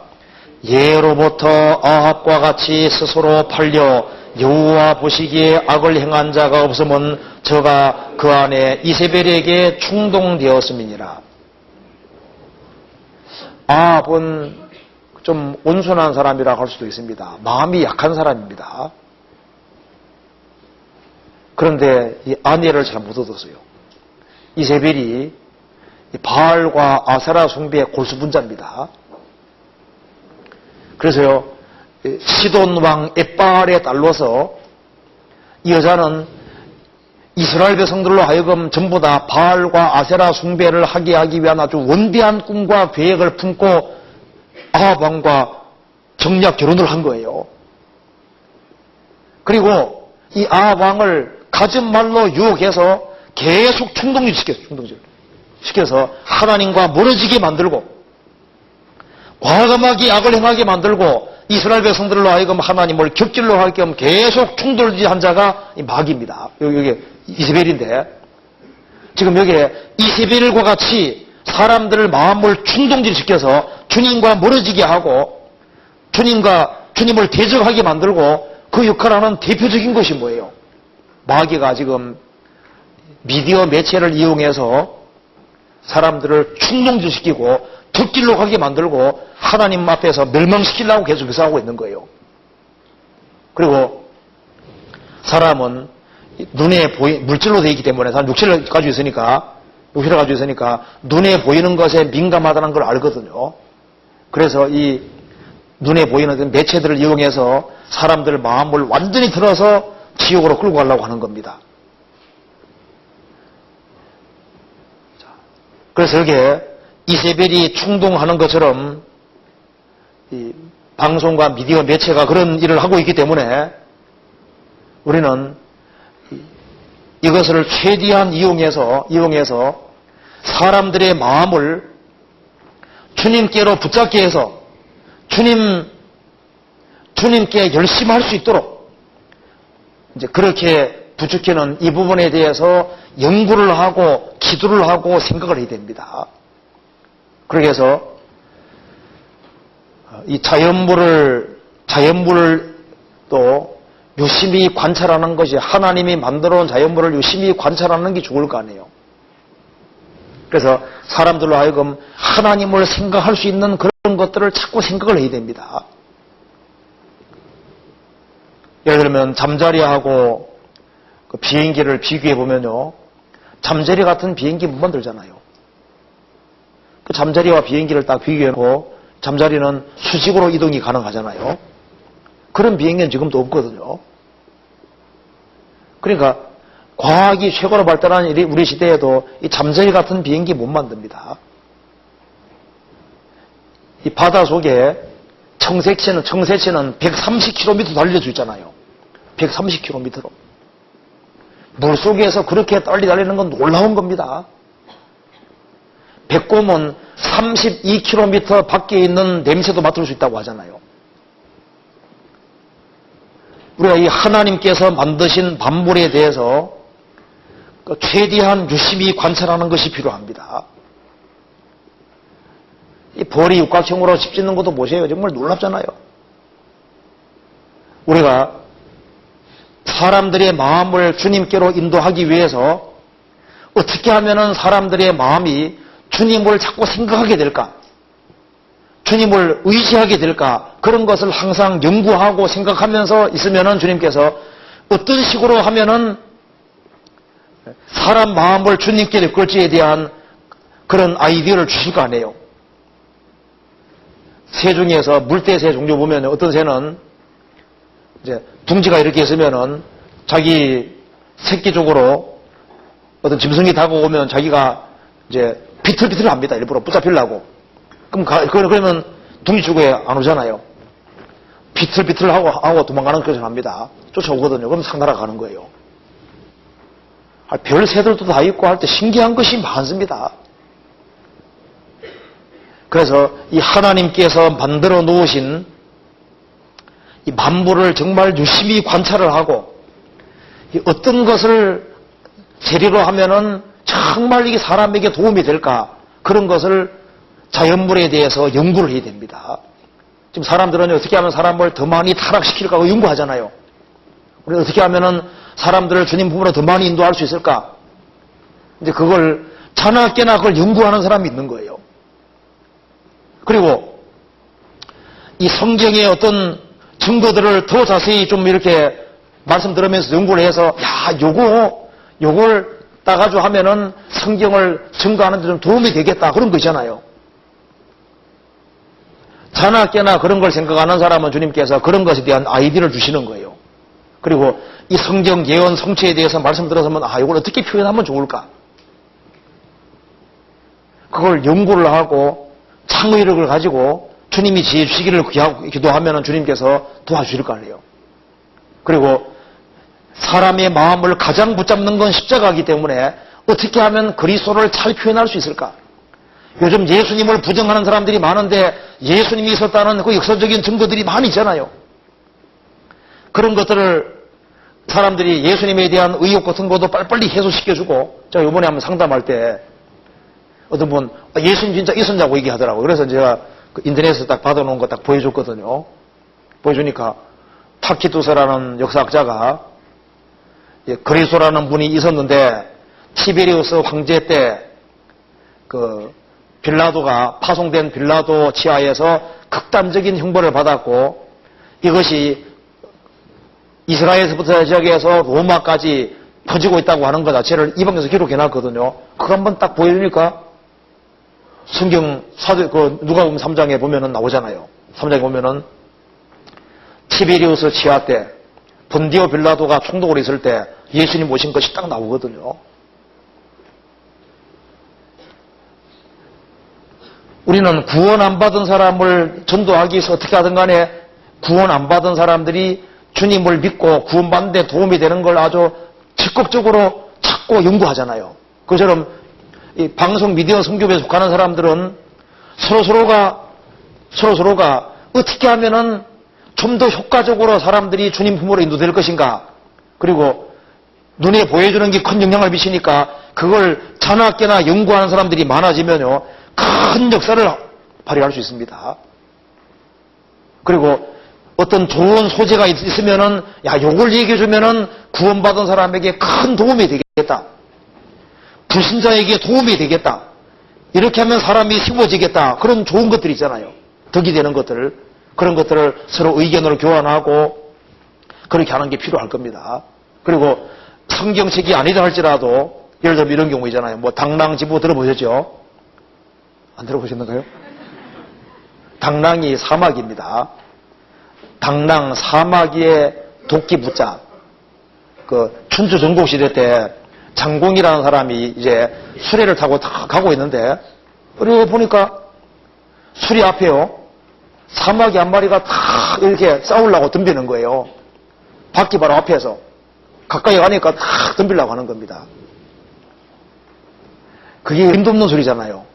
그래서 도무지 이기지 못할 존재에게 딱 대드는 것을 당랑지부라고 하거든요.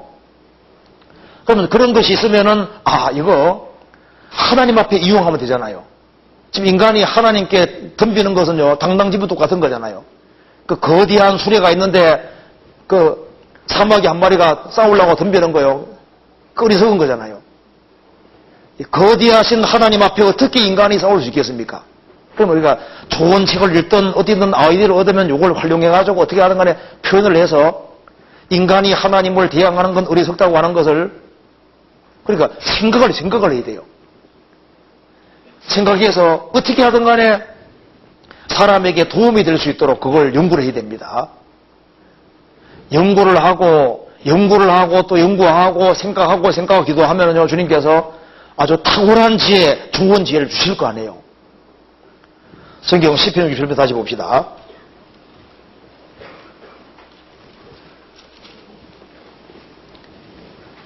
6절. 땅이 그 소산을 내어도다. 하나님 곧 우리 하나님이 우리에게 복을 주시리로다. 자, 이걸 잘 보시면요, 이 6절에 나와 있는 복은 1절의 복과 다릅니다. 1절의 복은 다시 보시면요, 하나님은 우리를 긍휼히 여기사 복을 주시고 우리를 불쌍히 여기사 우리에게 복을 주는 복은 무슨 복입니까? 바로 구원의 복이고 하나님의 아들이 되는 복입니다. 그런데 하나님 아들 된 사람이 이 복음이 전해지기를 간절히 소원해서 주의 구원이 만민에게 전파되기를 간절히 소원하면서 씨를 열심히 뿌린 사람, 그래서 실제로 땅이 소산을 낼 때 그때 하나님이 주시는 복은 무슨 복일까요? 이 복은 구원의 복이 아닙니다. 주님께서 구원의 복만 준비해 두신 것이 아닙니다. 구원의 복을 경험한 사람, 주의 마음을 비춰주심으로써 마음이 넓혀진 사람, 그리고 이 주의 도를 전하기를 갈망하면서 기도하면서 열심히 씨를 뿌린 사람, 그렇게 해서 실제적으로 어떤 결실이 나오게 하는 주의 역사를 이루는 그 사람에게 주시는 복이 따로 있습니다. 너희는 먼저 그의 나라와 그의를 구하라. 그리하면 이 모든 것을 너희에게 더하시리라. 주의 복음을 위해 살아가는 사람은 주님께서 육신에 필요한 것도 주십니다. 그리고 우리 신앙생활에 필요한 것을 다 내려주시고, 그리고 하나님께서 신령한 복, 영원한 상급의 복으로 주시는 거예요. 그래서 우리에게 복을 주시리로다. 구원의 복뿐 아니라 하나님 앞에 영광을 얻게 되고 상을 얻게 되고 귀한 축복을 얻게 되는 그 영원한 축복이 있습니다. 여기 계신 분들 구원을 받았다고 믿으실 겁니다. 그리고 이 복음을 위해서, 선교를 위해서 같이 마음을 들이고 같이 희생하고 합력하고 수고하는 사람, 그 사람에게는 주님께서 육신에 필요한 모든 것도 더해 주십니다. 그뿐 아니라 주님께서 모든 좋은 것을 주시고, 그리고 우리의 희생과 수고 모든 것을 주님께서 영원한 상급으로 주시는 거예요.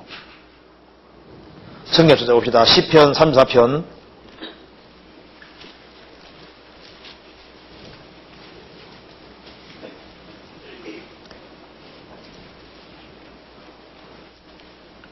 9절 10절 같이 읽어보겠습니다. 34편 9절 10절입니다. 같이 읽겠습니다. 너희 성도들아 여호와를 경외하라. 저를 경외하는 자에게는 부족함이 없도다. 젊은 사자는 궁핍하여 줄일지라도 여호와를 찾는 자는 모든 좋은 것에 부족함이 없으리로다. 젊은 사자는 궁핍하여 줄일지라도 여호와를 찾는 자는 모든 좋은 것에 부족함이 없을 것이다. 주님께서 모든 좋은 것을 주십니다. 육체 연습은 약간의 유익이 있으나 경건은 범사에 유익하니 금생과 내생의 약속이 있느니라. 금생뿐 아니라 내생의 약속이 있고 하나님께서 우리 각 사람이 일한 대로 주님께서 이걸 영원한 축복과 영원한 상으로 갚아주시는 거예요. 진짜입니다. 요한계시록 22장 12절 13절입니다.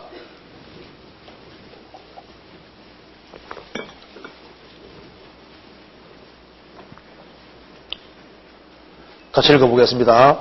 보라, 내가 속히 오리니 내가 줄 상이 내게 있어 각 사람에게 그의 일한 대로 갚아주리라. 나는 알파와 오메가요 처음과 나중이요 시작과 끝이라. 보라, 내가 속히 오리니 내가 줄 상이 내게 있어 각 사람에게 그의 일한 대로 갚아주리라. 각 사람에게 일한 대로 갚아주는 이분이 누굽니까? 나는 알파와 오메가요 처음과 나중이요 시작과 끝이니라. 이 우주를 창조하시고 이 성경의 처음과 끝이 되는 분,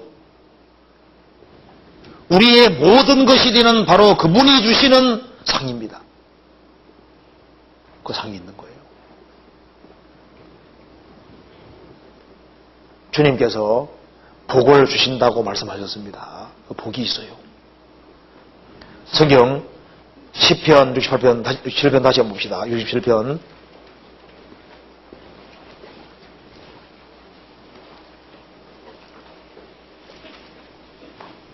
67편 7절입니다.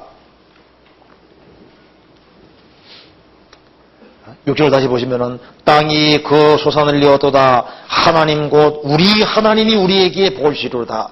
하나님이 우리에게 복을 주시리니 땅의 모든 것이 하나님을 경외하리이다. 주님께서 어떤 복을 주십니까? 우리에게 복을 주시리니 땅의 모든 것이 하나님을 경외하리이다. 무슨 말입니까? 더 큰 사명을 감당할 수 있는 복을 주시는 거예요. 우리가요, 이게 뭐가 복이냐 하면은 우리 구원받는 것도 복이고 우리가 봉사를 할 수 있는 것도 복이고 더 많은 일을 감당할 수 있는 것도 복입니다. 더 많은 희생과 수고할 수 있는 길을 열어주는 것이 복이에요. 우리에게 복을 주시리니 땅의 모든 것이 하나님을 경외하리이다. 더 많은 사람들이 구원받을 수 있도록, 더 많은 사람들이 주님께 들어올 수 있도록 우리에게 능력을 주시고 우리가 사명을 감당할 수 있는 지혜를 주시고 그리고 이 일을 능히 감당할 수 있도록 축복해 주는 그 복을 받게 되는 겁니다. 그래서요, 있는 자는 받아 더 풍족하게 됩니다. 주님께서 복을 주시고 주의 복음을 위해 살아가는 사람에게는 더 큰 복을 주시고 우리에게 더 큰 사명을 주시고 땅끝까지 복음 전파할 수 있도록 만들어 가시는 거예요. 우리 교회가 작았습니다. 작았는데 주님이 축복해 주시니까 그 일을 감당할 수 있도록 일꾼도 많이 주시고 지혜도 주시고 또 필요한 합당한 부서도 만들어 주시고 이것을 감당하도록 주님께서 만들어 가시잖아요. 주님께서 주의 영광과 주의 복음을 위해 살아가는 사람에게 복을 주십니다. 이사야 62장 찾아봅시다.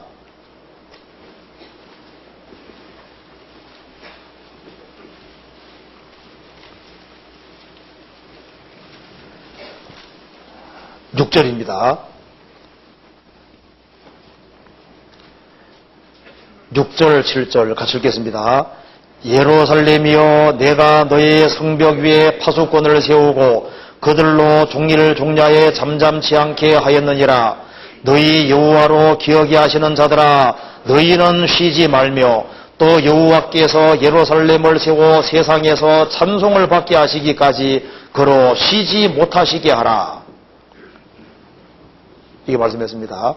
너희는 쉬지 말며 여호와께서 세상에서 찬송을 받기까지 하나님으로 쉬지 못하시게 하라. 주를 위해서 부지런히 계획을 세우고 열심히 희생하고 수고하는 사람 통해 주님이 계속 역사하시니까 주님이 쉬지 못하시는 거예요. 지금 미디어 선교, 방송 미디어 선교부가 지금 여기에 별 역할을 하고 있다는 것도 믿어야 됩니다. 이거 한번 잠깐 봅시다. 여기.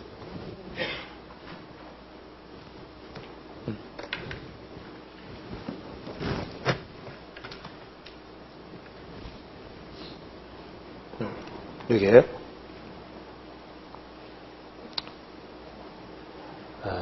여기 한번 봅시다.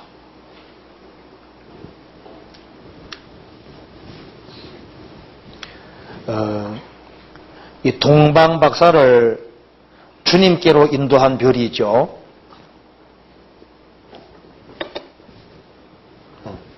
동방박사를 마태복음 2장 보면은 동방박사를 주님께로 인도한 별이 있습니다. 그런데 별 역할을 별이 동방박사들을 주님께로 인도하는 역할을 하고 사라졌습니다. 그것처럼 지금도 별 역할을 하는 사람들이 그것이 있는데요. 먼저 이 하나님 말씀이 지금 별 역할을 하고 있습니다. 하나님의 말씀이 사람들 마음을 움직여서 주님께 연결을 시켜주는 역할을 합니다. 그래서 여기에 동방박사들의 마음을 주님 찾도록 불러일으키고 그 마음을 움직여서 주님께 연결을 시키는 역할을 하고 사라진 것이 별이었잖아요. 그런 동일한 역할을 하는 것이 바로 하나님 말씀이 그 역할을 하고 있습니다. 주님 보내신 신실한 일꾼을 성경에서 별이라고 했습니다. 일꾼은 사람을 주님께로 연결을 시켜주는 역할을 하는 거예요. 그래서 요한계시록 2장에 그리스도인 일꾼들을 별이라고 했습니다. 또 신실한 그리스도인들을 또 별입니다. 신실한 그리스도인들은 사람들의 마음을 움직여서 주님께로 연결을 시켜주는 역할을 하는 거예요. 또 주님이 세우신 교회도 그 역할을 하고 있습니다. 교회가 지금 사람들을 주님께 연결시키는 역할을 하잖아요. 또 주님의 재림의 예언을 별이라고 했습니다. 재림 예언이 별 역할을 합니다. 그래서 지금 샛별 역할을 하는 것이 주님 재림에 대한 예언입니다. 이러이러한 일이 되는 것을 보거든 인자가 곧 문 앞에 있는 줄 알라. 샛별이 떠오르고 해가 떠오르는 것처럼 주님의 재림의 징조가 나타나고 주님이 오시는 거예요. 그래서 지금 재림의 징조가 별 역할을 합니다. 그런데 또 뭐가 주님 역할을 하냐면은, 별 역할을 하냐면은 주님을 증거하는 좋은 책, DVD 등등 이런 것이 다 주님께 연결시키는 역할을 합니다. 그 중에 하나가 방송과 미디어가 무슨 역할을 합니까? 사람들을 주님께 연결시키는 별 역할을 하고 있는 게 사실인 거예요. 그래서 이 그리스도인들을 또 별 역할을 하고 있고 하나님 말씀도 별 역할을 하고 있고 그리고 여기에 우리의 좋은 책자가 별 역할을 하고 좋은 DVD가 별 역할을 하고 우리의 선교하는 부서들 이런 부서들을 또 중요한 별 역할을 하는 겁니다. 그렇잖아요. 그래서 그리스도인들이 자주 모여서 역할을 잘 감당하기 위해서는 모사가 많으면 경영이 성간다는 말씀대로 같이 모여서 기도하고 같이 의논하고 주의 일을 위해서 골몰하는 그런 사람들이 많아질 때 주님께서 이런 모임을 통해서 아주 주님이 귀하게 역사하시고 그리고 주의 역사를 이루실 겁니다. 한 군데만 더 보도록 하겠습니다. 역대상 9장입니다.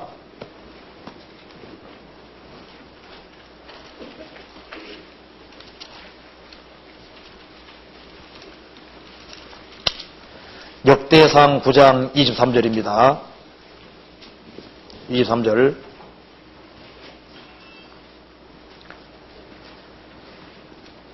저희와 그 자손이 그 반열을 쫓아 여호와의 전 곧 성만문을 지켰는데 이 문지기가 동서남북 사방에 섰고 그 향대에 있는 형제들은 이래마다 와서 함께하니 이는 문지기에 두목된 레위 사람 넷이 긴조한 직분을 맡아 하나님의 전 모든 방과 곳간을 지켰습니다.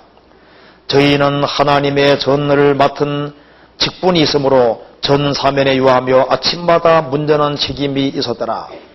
자, 여기 보면은 문지기들은 문전한 책임을 맡고 문지기가 잘 됐습니다. 자기 각자 위치에서 최선 다했습니다. 28절. 그 중에 어떤 자는 섬기는 데서는 기명을 맡아 그 수요대로 들여가고 수요대로 내오며 또 어떤 자는 성소의 기구와 모든 기명과 고운 가루와 포도주와 기름과 유향과 향품을 맡았으며 또 제사장의 아들 중에 어떤 자는 향품으로 향기름을 만들었으며 고라조선 살롬의 장자 마띠디랴 하는 레위 사람은 남비에 지지는 것을 맡았으며 또 그 형제 그아 자손 중에 어떤 자는 진설하는 떡을 맡아 안식일마다 준비하였더라. 그래서 떡을 준비하는 사람도 열심히 떡을 준비하고 남비에 지지는 사람들도 그 열심히 지지고 그릇을 맡은 사람은 그릇을 들여가고 내오고 하고 각자 자기 위치에서 자기를 했습니다. 역대상 9장 33절 봅시다. 또 찬송하는 자가 있으니 곧 레위 족장이라 저희가 골방에 거하여 주야로 자기 직분에 골무함으로 다른 일을 하지 아니하였더라. 이상은 대대로 레위 족장이요 으뜸이라 예루살렘에 거하였더라. 여기에 레위 족장이라 여기 보면은 찬송하는 자가 있는데 저희가 골방에 거하여 주야로 자기 직분에 골몰함으로 여기에 골몰한다란 말이 나오죠. 골몰. 자나깨나 그것을 신경을 쓰고 어떻게 하면 주님 보시기에 더 합당한 찬송을 할 수 있을까? 어떻게 하면은 더 많은 사람들이 주님 품으로 인도가 될 수 있을까? 어떻게 하면 더 많이 세워질 수 있을까? 어떻게 하면 사람들이 주님 품에 잘 인도될 수 있을까? 그런 것을 연구하고 골몰하는 사람들이 많이 있어야 될 겁니다. 아마 이 방송 비디오 선교가 이만큼 커지고 활발하게 된 것은 여기에 이것을 위해서 정말 자나깨나 기도하고 골몰하고 이것이 주의 사명이라고 확실하게 믿는 사람들이 있기 때문에 아마 지금 주님께서 크게 활용하셔서 귀한 역사를 이루시고 있다고 믿습니다. 그래서 이 시편 67편 이 말씀은 우리 시대에 우리 교회에 꼭 필요한 말씀이고 그리고 성결을 위해 힘쓰는 모든 사람에게 필요한 복문이라고 할 수 있습니다. 그래서 이 구원의 복을 받고 정말 더 많은 영혼을 건지기를 갈망하고 소망하는 그런 사람들이 같이 기도하고 같이 이슬을 뿌리는 그 일에 같이 인생을 투자할 때 주님께서 구원의 복뿐 아니라 다른 신령한 복 모든 것을 감당할 수 있는 복을 주시고 그리고 능히 세계적으로 복음 전해지는 귀한 역사를 이루실 겁니다. 같이 기도하시겠습니다.